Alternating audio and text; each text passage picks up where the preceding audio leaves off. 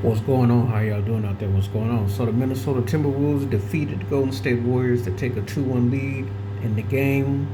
Um, Golden State had a chance. It's just that you gotta have a finisher and a closer.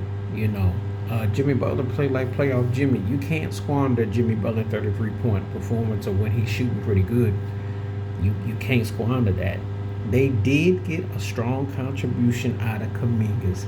Why is Jonathan Kamingas in Steve Kerr's doghouse when this man then played two back-to-back really good games? You got to ask Steve Kerr that. I don't know what's going on with Steve Kerr. I don't know because Kamingas has got more presence than Draymond Green does. I don't know more presence than Kevin Looney as far as putting points on the board. I don't know. And speaking of Draymond, he fouled out. He had his donut, he had his 2 points, and then he was checked out. He didn't really do anything too dumb, but again, the Timberwolves was too much on them, and Ant Man went off.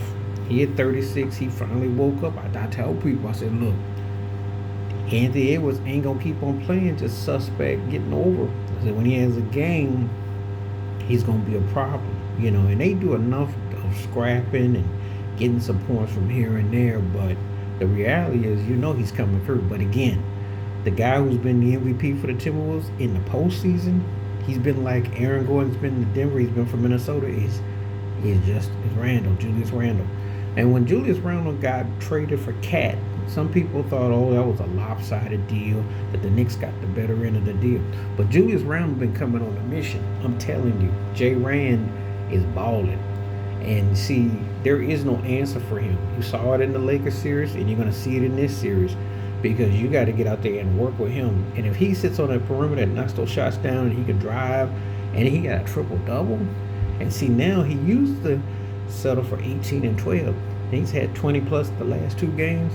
He's a problem. And see, that's all they need to do. They don't really beat you with a lot of scoring, but they beat you with enough scoring. And the other problem that you're going to see in this series is this. Golden State ain't going to be able to score without Steph. Who's going to be the next? Buddy Hill had 14, but it was a soft 14. But England only had 5.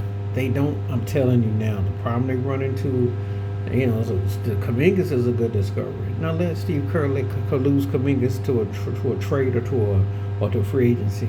That's going to be on Steve Kerr's head. Because what are you doing by not having this man playing in the games? What are you doing, Steve Kerr? You act like you got so much to work with. This is not 2015 to 2019, okay? This ain't even a 2022 team that won the last chip. You are where you are now, and you don't have the luxury of sitting back and acting like you got it like that. Yeah, your defense is playing pretty good, and you can scramble and hustle, but you don't have enough offensively to beat nobody. Did you ever think you'd hear today when someone say the Golden State ain't got enough offense? Well, you're hearing it now, especially if Steph Curry ain't playing. And this is a reality. And they bet not lose the next game. Well, that series is over. And I already said, don't worry about it. They say Steph will be back to game 6. You ain't got to worry about that. Because I don't got a feeling they're not going to beat Minnesota's 3 out of so games. They're not winning on 3 straight. They played their best the first game, and without Steph, it's just not the same. You see they struggle, and they can't even crack 100 out, and they did play good enough defense against Minnesota, but they don't have enough to offset. And when Julius Randle plays like that, and you got to remember something, Minnesota's others haven't really percolated. And Rudy Gobert been his usual, like 9, but I'm telling you, that's the thing. Jimmy Butler came and brought it, but Kamingas did too, but they don't have enough. And think about it, they got 63 points from 2 guys and put 97 up. That's not gonna get it. And so you tell them where you gonna get the points from. Where you gonna get the points from? Because they basically had like 34 from about 4 or 5 other guys. That's not how they're gonna get it done.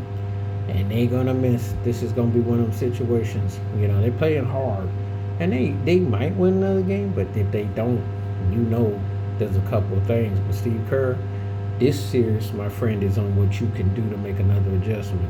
But why you got Kaminga sitting down, I don't know. Anyway, the Timberwolves are back in the driver's seat, so we'll see how it all plays out. Please like, subscribe, welcome thoughts, comments, and I do respond. Thank you. Wash your hands, keep your mind clear, watch out for another shitter if you like. Get that membership, stay safe, stay blessed, stay woke, stay free. I'm out one time. Peace.